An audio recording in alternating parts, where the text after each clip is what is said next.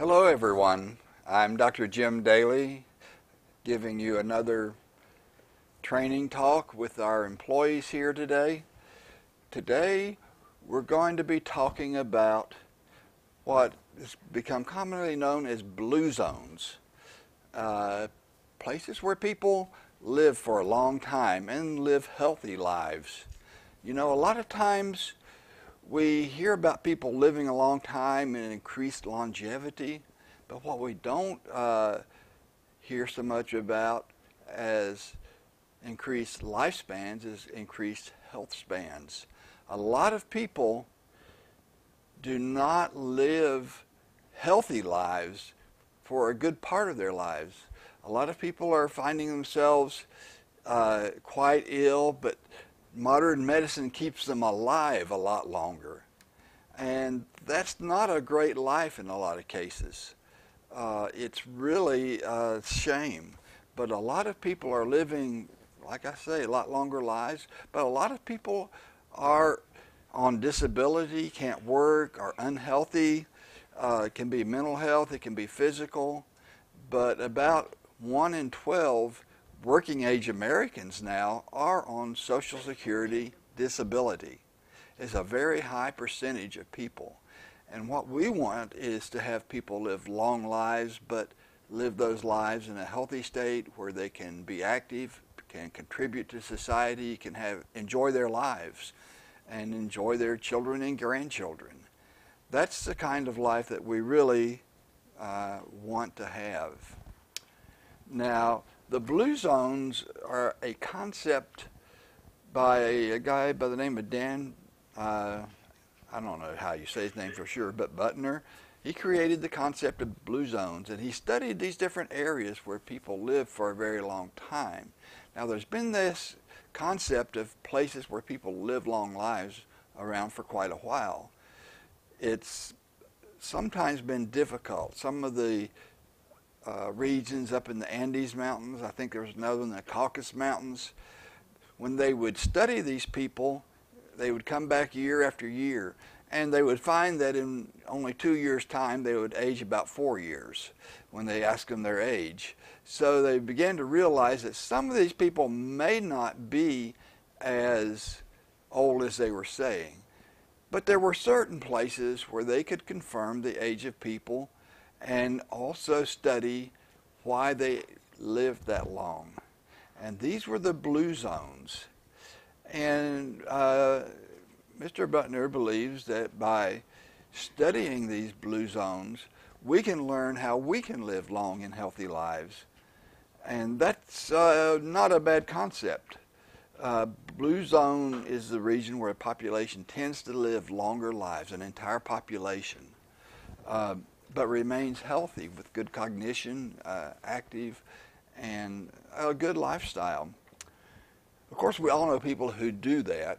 I think most people have known people that have lived into their 90s, some close to 100, if not 100, and been quite healthy.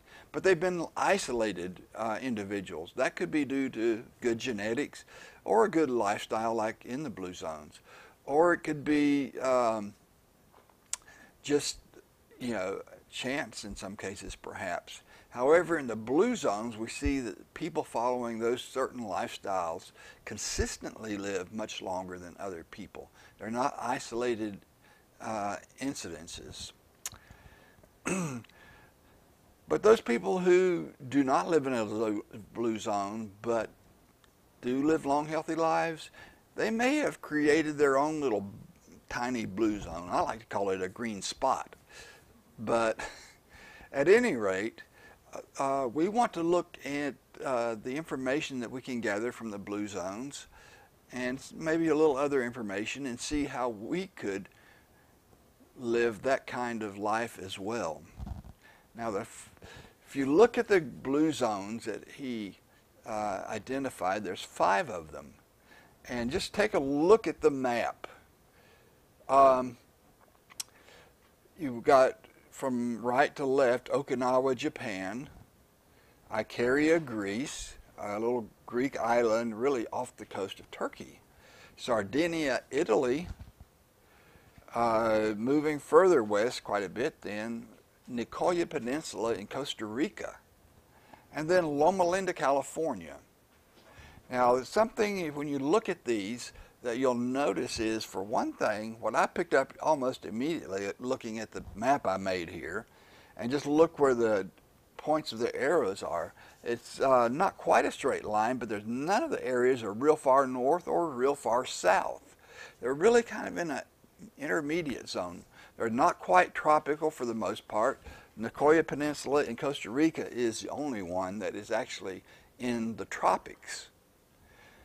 So that was something that I kind of thought was interesting, because this allowed the indigenous people to have they were all far enough south that they could pretty much have fresh food year-round, plant food.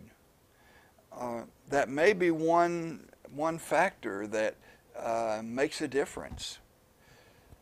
So I thought that was an interesting thing to look at. The other thing that was kind of interesting is that 3 of them are islands. One of them is a peninsula, which is just an island with a little bit of land connecting it to the mainland. And then the outlier there was Loma Linda, California. It's on the mainland. It's not that isolated. The other places were fairly isolated, actually, and the populations didn't interact until pretty recent years, and still don't to some extent, with other people. Loma Linda is just the opposite. It's a suburb of Los Angeles. It's in a highly populated area, so that's an outlier from the other ones. It's a little different, but we'll discuss that and why.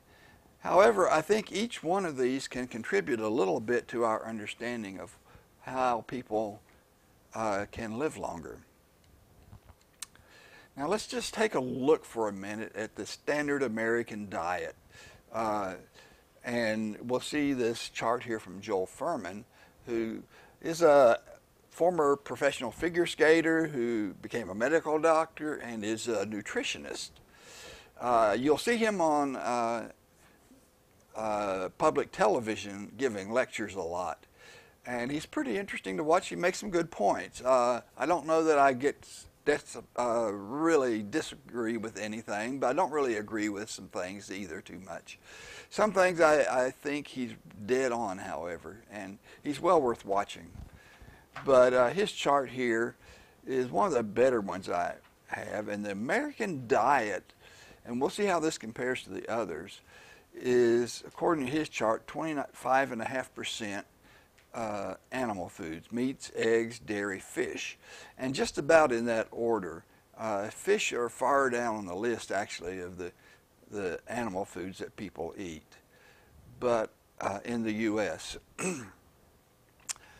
about 62% of it is processed foods, and that's a change in a lot of countries, actually, because people are looking for more convenience foods. But we see things like pastas out of, made from white flour. We see sweets. We see just a lot of things that are manufactured foods that you buy and not whole foods that people make. And that's taken over a lot of the diet. Only about 10% of it is plant foods, whole plant foods, unrefined, fruits and vegetables, beans, seeds, nuts, things like that. So it's a pretty small percentage. Only 2.5% are whole grains. People don't eat whole grains too much, and that's really one of the big problems with modern diets worldwide, is that we learned how to make foods from grains that are just simply missing most of the nutrients that grains have. You lose most of your vitamins, you lose a lot of your fiber, you lose a lot of things when you take and refine these grains. But the USDA, if you look at their charts, they put actually the animal foods at almost 30% of the diet. So this is actually a low estimate of animal foods that he has, and it really depends on on your source and what year the data was taken. So, but anyway, in that range, 25 to 30% are animal foods that people eat in this country. Now, let's talk about the first one of our blue zones. It's roughly 1,000 miles from Japan. It's a group of islands reported to have the world's longest living women. The men live longer than most too, but it's supposed to have the record for longest living women. For about the last 4 or 5 centuries, the main staple food in Okinawa was sweet potatoes.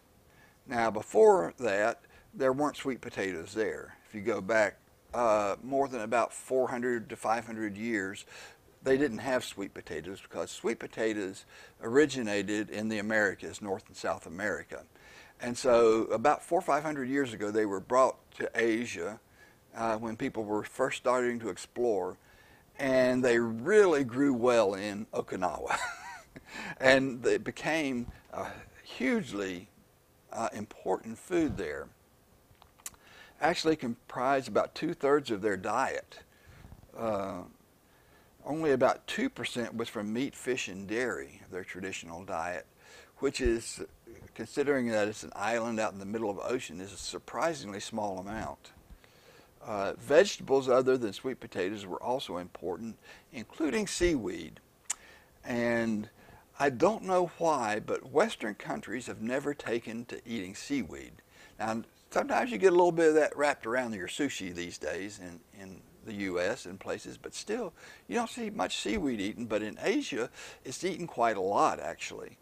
And in Okinawa, it is. It's a wonderful food, and a food that you can just gather along the ocean front. Sea lettuce, they call it, is pretty recognizable. It's not a bad tasting food. It's not a real strong fishy taste like some seaweeds are. And I think it's not bad. But the other thing about seaweeds, and I looked this up to try to confirm it, and I did, none of them are poisonous. So, you know, if you go out gathering wild mushrooms, you've got to be careful and know what you're doing. You can kill yourself quite literally. You don't have that problem with the seaweeds. None of them are toxic. Some of them don't taste very good. Some of them are really tough and hard to eat, but they're not going to poison you. So you can sort of pick through and find ones that you like. If you live close enough to the ocean to gather seaweed, it really adds a lot of nutrition to your food. They're rich in a lot. It's rich in a lot of minerals, calcium, iodine in particular. A typical meal in Okinawa is comprised of miso soup, which is, of course, fermented soybeans. The miso is, with seaweed in it. That's very common, not just in Okinawa, but in Asia too. I eat that in Korea when I go there a lot of times. They ate a lot of tofu, which there again is from soybeans. It's not fermented. It's a soybean milk that's curdled, but it's curdled with what they call nigari, which has a lot of calcium in it. So tofu is a very calcium-rich food. They eat small fish, and you know the sardines and the small fish that you eat whole. That's the richest food in calcium because you eat the little bones too, and they're made out of calcium. So you don't find a richer calcium food than fish like that. Now, I'm a vegetarian. I don't eat the fish, and I find the canned sardines disgusting, honestly.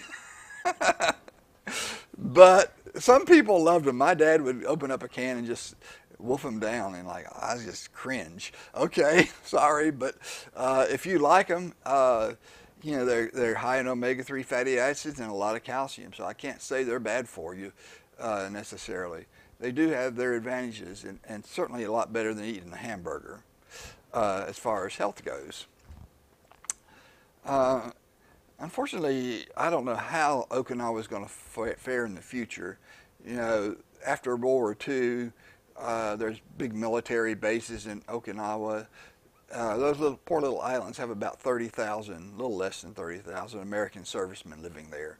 So that has really changed the landscape of some of the major islands because, you know, suddenly fast food restaurants have popped up everywhere. They've imported a lot of food from the U.S. and other places. So whether or not they're going to remain a blue zone, we'll have to wait and see. But the outside influence, in this case, our influence, has not been great for Okinawa from a dietary standpoint anyway. Now, Icaria, Greece is another one. It's actually right off the coast of Turkey. It used to be part of Turkey, part of the Ottoman Empire, which was run by Turkey. But with all the wars and things, it ended up being part of the Greek islands. But it's a beautiful area from the pictures I've seen. I'd love to visit it sometime, like all the blue zones. They, again, mostly a plant-based diet, kind of like Okinawa. A little bit more, about 5% meat and 6% fish. They have a lot of wild greens. They're commonly eaten, like dandelion, purslane, arugula, which grows wild there. These are common foods, and something that you really don't think about. You know, when you grow gardens, you think if the healthy, great plants, looks great, it grows great, that would be a great food. And it is a great food. However, the wild ones are much more nutrient dense, have a lot more phytochemicals for a couple of reasons. A really healthy plant doesn't have to defend itself against problems. A lot of the things that we like to get in phytochemicals in things like berries and greens and wild plants like that are really there not to help us, but to help the plant survive harsh conditions. And they help us survive as well. So actually a very stressed plant has high levels of these phytochemicals, and it's really a great thing for us. So don't think that just because a plant doesn't look healthy doesn't mean it's not going to make you healthy. Actually, it might be more so. And some of these plants growing up on the rocky crags, like you see there in Icaria, may be quite loaded with phytochemicals. The greens that we have out here growing wild probably are packed full. They're getting stressed right now with cold weather and warm weather, cold weather, warm weather. So it probably puts a lot of stress on them, and that will cause these phytochemicals to be made. Now the Icarians take regular naps. That's one thing that's kind of unique about them. They're kind of isolated from the rest of the world still. For many years they really blocked their seaports because it made it harder for people to invade them. So they didn't have a lot of contact with the rest of the world. The fish, it took them a while to be able to eat much fish as they do now because the ocean tends to be really rough in that area. And they couldn't get out and fish very often. So they didn't eat as much fish as they do now, actually, more traditionally. Have a low-stress environment, which very well may be important. Black-eyed peas and chickpeas are staples in their diet. They put fresh lemon juice on most foods and eat whole lemons. So they eat a lot of fresh lemons. And for those of you who follow the RBTI program and know about this, you know that Dr. Reams put a lot of emphasis on fresh lemon. He made lemon water with it, but getting the fresh lemon juice, he put a lot of emphasis on. And that may be one of the things that helps them be in the blue zone because they eat lots of fresh lemons and lemon juice and a lot of fresh herbs and spices on food and as teas. They use things that we think of as food spices and makes tea with them a lot of times, as well as mints that we use for tea. So they may put basil and oregano and mint in a tea and brew it up like that. So, okay, you know, we don't normally do that, but maybe that's a good idea. Okay, let's keep moving. Sardinia, Greece. They eat rather small amounts of meat and fish also. However, the word sardine comes from Sardinia. They used to have lots of small fish all around the island. They've overfished and they don't have as much anymore. They eat a lot of grain and a lot of dairy. And that's one thing that surprised me. They don't eat much meat and fish, but they get a very high percentage of their diet from milk and milk products, cheeses. But from dairy, from sheep and goats. They don't eat cow's milk, and I don't know whether that's a major factor or not. There are differences in the goat milk and the sheep milk and the cow's milk. A lot of people who are allergic to cow's milk can eat goat milk products. So when I was a kid, we had goats because my brother was allergic to cow's milk. So we bought goats and we milked them, and that provided milk for the whole family for us when I was a kid. But another thing, most of the rest of the food is vegetables and a little bit of fruit and some olive oil. But if you wanted to see a very typical Icarian dish, it would be a big bowl of pasta. They eat lots of grain with tomato sauce, cooked vegetables piled on, and cheese piled over that. You're probably more like your ricotta cheese, your blue cheese, crumbles, stuff like that on the salad or on the dish. So that would be your typical Icarian diet with olive oil. You know, all the Mediterranean countries eat a lot of olive oil. Something that's unique here is that men live as long as women do there. There's no difference. That's the only place in the world I know of where men have as long a lifespan as women. But what local researchers found that was most associated with longer lived men was to work up in the mountains caring for flocks of sheep and goats. They were the ones that lived the longest. So that kind of rugged lifestyle, exposed to the elements, a lot of sunlight perhaps, caused them to have a very long lifespan. As I said, what most characterizes the diet is the pasta and the cheese, and a small glass of wine. It's fairly common.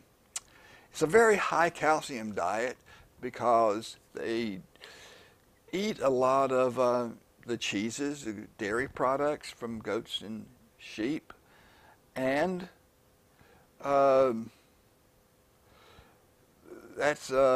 they get a lot of vitamin D from being out in the sunlight a lot and working. So we find that, and the fish, the small fish they eat in Sardinia. So we have, again, a very high calcium diet, a lot of vitamin D from sunlight exposure. Another place where I'd really love to visit. Now let's look at Nicoya Peninsula in Costa Rica. This one is only blue zone that's actually in the tropics officially. Now these other islands have pretty close to tropical conditions because the islands themselves kind of moderate the temperatures and make it warmer year-round a little bit. They have the warm, well, the Mediterranean doesn't really have the warm sea currents coming up so much, but it's isolated in there, and the water does moderate the temperatures. They have an extremely high carbohydrate diet. At least 70% carbohydrate. In fact, all of these places, that's pretty similar to Okinawa actually, very high carbohydrate diets. They also have a very high calcium diet because they eat a lot of dairy and a lot of tortillas. And the thing about tortillas is, when they make tortillas, the masa is treated with lime. Lime is very high in calcium. And they eat these thick tortillas. They don't eat these little thin, flat things like we get here. So, more like a pancake. And so you get a lot of calcium in their diet from the dairy, the cheeses, and the masa making the tortillas. Diet's also rich in legumes. Again, legumes are very high in calcium. And they grow a lot of what they call the three sisters. Now, if you know anything about Native American food, the three sisters are beans, corn, and squash, and they grew them together, and that's why they call them sisters. The corn would grow up and provide a pole for the beans to climb. Okay, the squash had great big broad leaves, and they would provide shade and help it keep moist under there. The beans also provided nitrogen because, you know, all legumes have these little nodules that release nitrogen in the soil. So they fertilize the corn and squash. So they help each other out, the three sister foods do. Here again, meat and fish are about 5% of the diet. Compare that to 25 to 30% of the standard American diet. All these food zones have meat consumption in the 5 to 10% range, about a third of what is typically eaten in the United States. And that's been sort of typical of most Asian diets in particular. Usually meat was used very lightly as a seasoning in soups, in vegetable dishes, stir fries, things like that, and not as a main part of the meal. Finally, we get to Loma Linda, California. Very different from the other blue zones. It's not surrounded by water. All the other ones are. It's not a coastal area. It's not that far from the ocean, but you have to drive. On a good day, you can get there in an hour to the beach from Loma Linda. On a bad day, traffic's awful. You may spend most of the day driving there. Believe me, that area can have bad traffic. It's not isolated like these other places were. Other places, you could say, well, you know, maybe these people have something genetic about them because they lived in these isolated areas where people couldn't get to them easily. Still can't get to some of those places too easy. And the Nicoya Peninsula has really pretty bad roads getting to it from what I understand. So, you know, you have to really want to go there to get there. You know, the other places are all islands and not, you know, easily accessible. You don't drive to them. But that's not the case in Loma Linda. It's not isolated at all from the rest of the world. In fact, it's in the greater Los Angeles area, which is hugely populated city. Air quality ratings are just average for the USA. I would expect the other places, you know, being islands and peninsulas, to have very good air quality. Loma Linda is about average for the whole country here. Water quality is actually measured a little below average. So they don't have great water necessarily. So why would this be a blue zone? It's certainly not where they're located. And it turns out it's because they're Seventh-day Adventists. Loma Linda is where Loma Linda University is. It's a very major university and medical school for the Seventh-day Adventists run. And much of the population of Loma Linda are Seventh-day Adventists, as am I and the other people who own this country, just for your information. Now, but why would that matter? The churches look the same as other churches. People don't look any different, don't really dress different. You can see I don't dress any different from probably you, if you're a man. SDA people, Seventh-day Adventists, work in the same places as other people. They shop at the same stores. If it's a grocery store, they might make some different choices. But still, you know, their lifestyle doesn't appear much different just looking from the outside, so to speak. But they live 10 years longer on average, and that's huge. But why? Well, the church teaches that diet and health are important. And you'll hear this text quoted quite a bit from 1 Corinthians 6, 19 to 20. What? Know ye not that your body is the temple of the Holy Ghost, which is in you, which ye have of God, and ye are not your own? For we are bought with a price. Therefore glorify God in your body and in your spirit, which are God's. So he's kind of loaning us this body and expects us to take care of it. That's kind of the philosophy, the religious philosophy of it.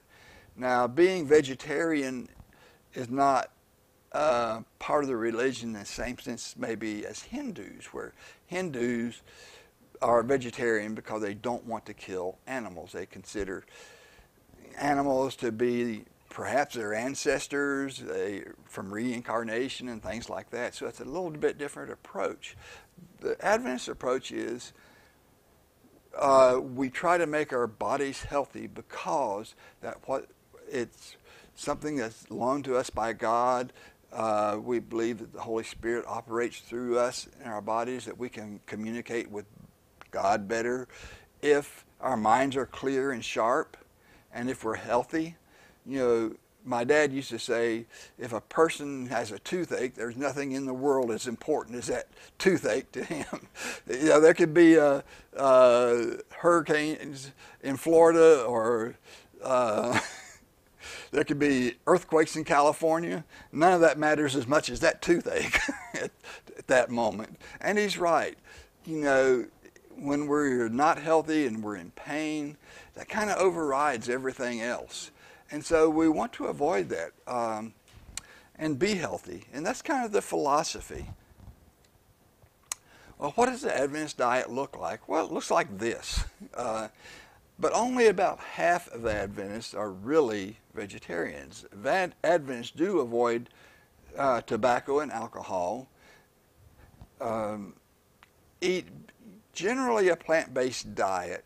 Now, only about half of the Americans of the Adventists are actually vegetarian or vegan, but those who do eat meat tend to eat less than most people and more like the people in the blue zone.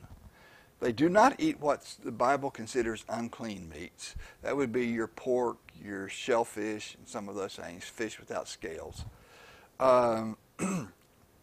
Vegetarian Adventists tend to live about 3 years longer than those who are non-vegetarian. However, those who are vegetarian, except for eating a small amount of fish, live the longest, according to at least one study. And it wasn't much longer, but it was statistically significant. So eating a small amount of fish with a vegetarian diet seemed to give the best results, according to one study. And there's been a lot of studies of Seventh-day Adventists. I don't know if you know who Michael Brown is. He and Joseph Goldstein won the Nobel Prize for their discovery in how the liver handles and makes cholesterol and regulates it. And I was listening to him speak once in Raleigh, actually North Carolina. Michael Brown was there, Dr. Brown, and you know, he was there because he was a Nobel laureate, but he started talking about some of the data from Adventists, and he said, this group of people have been studied more than the Wistar rat. I kind of chuckled for that. Okay, well, probably not, but there are a lot of studies. I've got a couple here, actually, you can see. This one's showing that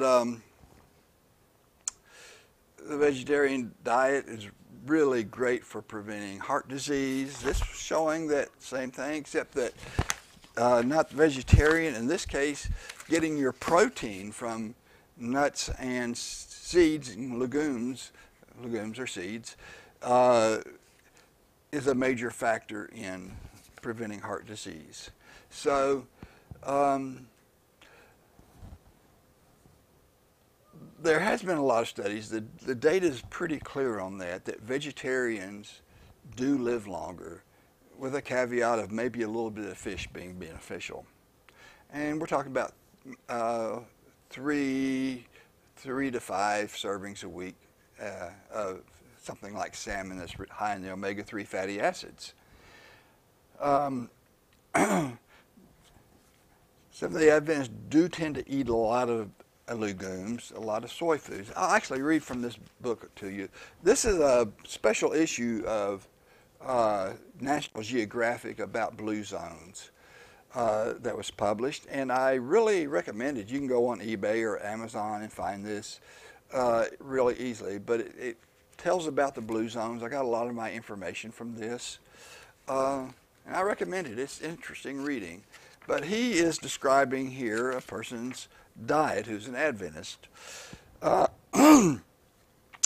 Ellsworth Warham, age 101, presides over a biblical proportion meal. Spread out on the kitchen table before him at his home in Loma Linda is a giant bowl of whole grain cereal floating in soy milk. A cornucopia-like fruit bowl, a stack of whole grain toast with nut butter, a large glass of full pulp orange juice, and a handful of nuts. That's his breakfast. The second meal of the day, and he only ate two, he said, was a mound of beans, raw vegetables, cooked asparagus, cabbage, and broccoli, with a handful of nuts and dates for dessert. So that was his meals per day. All vegan, all vegetarian. Lots of legumes. Become popular.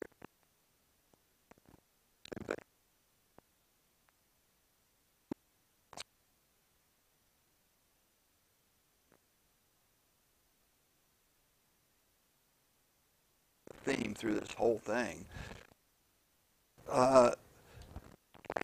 I had a calcium-rich diet. But what if you can't live in a blue zone? We'll kind of move away from there for a minute. Well, remember our Nature 7 doctors we talked about on the right: fresh air, good nutrition, pure water, sunshine, exercise, and rest, and the power of the mind with prayer, meditation, relaxation techniques to relieve stress. These are all the important things, factors, and you'll find that many of these things are characteristics of blue zones. Most of the blue zones were in isolated areas with pristine air and water, relative stress-free lives. Most ate local food, plant-based diet with some fish, and maybe some meat, high calcium diets. All of them ate lots of beans, and that was something that was kind of interesting to me. That was sort of a common thread through all of these blue zone areas, and lots of fresh vegetables, and they were available year-round. So that's sort of sums up to me the healthy diet and healthy lifestyle. But I'll just put a picture of my home office here. I try to create a little bit of a green spot, I like to call it. It would be like a mini blue zone. So you'll see I've got plants in my office there. I also try to keep the air nice. I've got an air purifier in that middle picture, that tall thing, a humidifier to keep the air moist, it's dry. And then to the far right, ion box, it's a negative ion generator. Put negative ions in your air. Now, don't confuse it with an ozone generator. That's different. I actually am not very fond of ozone generators. They do kill bacteria in the air, but ozone's a very powerful free radical itself. And I just really don't think it's good to breathe a lot of ozone. So I don't recommend that. Up in the high upper troposphere, I guess, atmosphere, that's fine. That's where it belongs, but you don't want to breathe it. In my opinion, there's people that will disagree with me, but I think I'm right on that one. Also, a lot of fresh herbs and spices. We don't live in a place where you can get a lot of fresh ones year-round from outside in a garden, although we can grow greens year-round. We can get collards. I've still got good collards and turnip greens out in my garden. It's lasted through the winter. But here I've got in the windowsill, I've got, well, you think you're in Scarborough Fair, parsley, sage, rosemary, and thyme, but also basil, oregano, and there's a little catnip in there. Cats like herbs too. So these are great things that you can have very easily. I really think it's wonderful when you can add a little bit of wild stuff because it's really, really nutrient dense. It's free. Just make sure you're not getting it from somewhere that gets a lot of pesticide sprayed on it or any pesticide sprayed on it. But this is some of the stuff that grows around here. You see the the dandelions with all the yellow flowers. Dandelions, you can eat the flowers, you can eat the leaves, you can eat the root. They're all good. They're all highly nutritious. A bit on the side, so you don't want to make your greens with just that. You know, mix them in, but they go great in salads or anything. In the middle, you'll see this stuff popping up everywhere around here. It's wild garlic. I thought it was, used to think it was onions, but the onions are a little bit different. This stuff that we're seeing growing up, people are getting really annoyed with because it's growing up in everybody's yards right now in the spring. It's everywhere. But it's wild garlic. Snip it off and eat it. If you can pull it up easily, you can get the bulbs and wash it off and eat it too. Put it in your greens and your salads, whatever, soups. It's good. And then finally, that big plant, that's, I just got a piece of it here. You can see. Curly dock. You can see it curls up there a little bit. It's actually right now a very good green to eat. It's one of the few wild greens that are up right now, dandelions. It's got a bit of a sour taste to it. It's a little bit like, you know what sour grass is, or oxalis that you can pick in the summertime. I used to do it as a kid a lot. I really liked it. I'd pick it and chew on it. But has kind of that taste, but it's a fairly large plant. This leaf that I had here, not as big. They grow in kind of a rosette pattern like that. You can pick them and put them in with your other greens. They're good enough you could eat them as a cooked green on their own. They're just good. And this is something that you can really embellish your diet with, make it a lot healthier, and it's free. And it's kind of fun, actually, to see what's out there that you can eat. Well, also supplements can get some things done that many of us cannot get from diet alone. And that goes back partly to the fish. You know, I'm sorry, but I grew up vegetarian, and I just do not like fish. I tried it a time or two, and I can't believe people eat this. I mean, the seaweed's better than the fish from my standpoint. However, well, I thought I had a bottle of the omega-3. I don't. I must have set them down. We have to get some of those fish oils and omega-3 fatty acids. They are good for you, there's no question. I will have to say you still get a little bit of that fishy taste that'll burp back up sometimes. Now, ours are very thoroughly go through a filtration process that removes a lot of stuff. What gives the worst smell is just tiny pieces of the fish tissue that are still in there, actually. It gets most of that out, and it has less smell than most fish oils do, but it's still got some. If you really can't handle it like I can't, your next best bet is flax oil. It has omega-3 fatty acids. It's a shorter chain one. We have it in capsules. Flax oil liquid. And that's a good way to get an omega-3 fatty acid.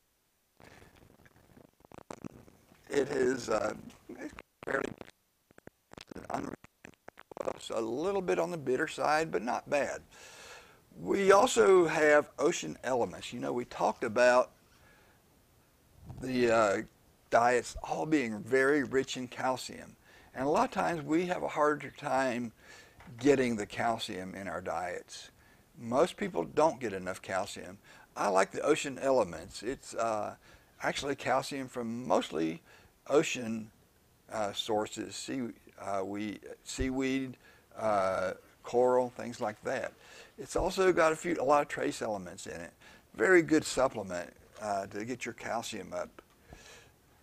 Also, a lot of people, if they don't eat much dairy or much meat, have a hard time getting vitamin B12. If you're going to be a vegan, you really need B12 because you can't get it from plant sources. And so that's one reason why it's really hard to be a total vegan if you don't take supplements. That, for most things, it's a better diet. For B12, it's not. So I don't recommend being a total vegan unless you are going to take B12. Now, some people have problems with digestion. They may have problems eating some of these vegetables and things like that they don't digest well, especially legumes. I would suggest taking a digestive aid and see if that helps. We've got Digestine, which is a good broad spectrum digestive aid. We've got some other ones too. So these things can all help you get those nutrients that you might be missing. Now, one that you don't get from food so much in the blue zones, but they do get, is vitamin D. Most of those get them from being outdoors in those environments, sunlight.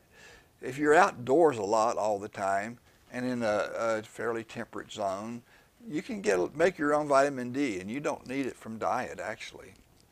Finally, if you really hate greens, and I know people that do, you can take wheatgrass powder, mix it up in something, and drink it. So we can give you your greens if you really have trouble with those. Well, I appreciate you coming out and listening to this. I hope you've learned something interesting. The blue zones, I would love to be able to travel and just visit them. It's one of my sort of bucket list things to hit all these blue zone places. I don't know if I'll ever make it or not, but I would love to. I think next time I go to Korea, I was looking the other night, it's only about a 2-hour flight from Seoul down to Okinawa. I didn't realize that it was that close, but it's just as close to Korea as it is Japan, actually, maybe a little bit closer, so I may just try that. But I appreciate your interest. I hope you learned something. I know for a fact that you can live a much healthier, longer, healthier life if you follow these very basic principles. You don't want to get a stroke. You don't want to get a heart attack. You want to stay healthy, and this can help you do it. And you all have a wonderful time. And do we have questions here from anyone? Yes. Okay, we've got a question. I got 2 questions. We've got 2 questions. Okay, first, you were talking about the American diet, and you were talking about grains, sprouted grains. How does that compare to breads and things that we purchase today? Okay, sprouted grains, they're good because they are whole grains, first of all. So you don't lose that. You get a lot of fiber from it. You may get I think you may get less protein from it than you do the whole grain, because it's, I think, converted to the carbohydrate to make the plant part when it's sprouted. So, but it's a very healthy food. Yeah, the lightly sprouted grains that you see that they use for making sprouted grain breads and things, they just barely sprout, and they're not like a big mung bean sprout or something like that. And that's a pretty good grain. That's a good way to do it. It makes it much more digestible. You still got pretty much the nutrition of the whole grain there, but it's a nice way to do it. And if you're doing a sprouted grain bread, that's what you're getting. You're not getting anything. They don't make it with something that looks like a mung bean or an alfalfa sprout. They make it just barely sprouted. It just sort of barely popped open a little bit with a tiny bit coming out. What's your other question? Okay, sugar.